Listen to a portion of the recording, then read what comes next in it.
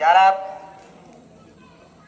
মনে আনন্দ নিয়ে আমি রোজা করব আনন্দের সাথে।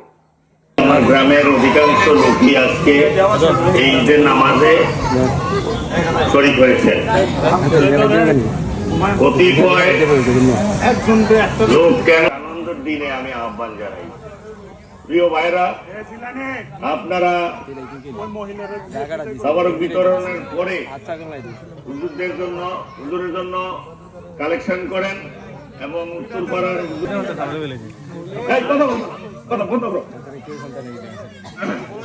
আমাদের গ্রামে মুষ্টিমা কয়েকটা ছেলে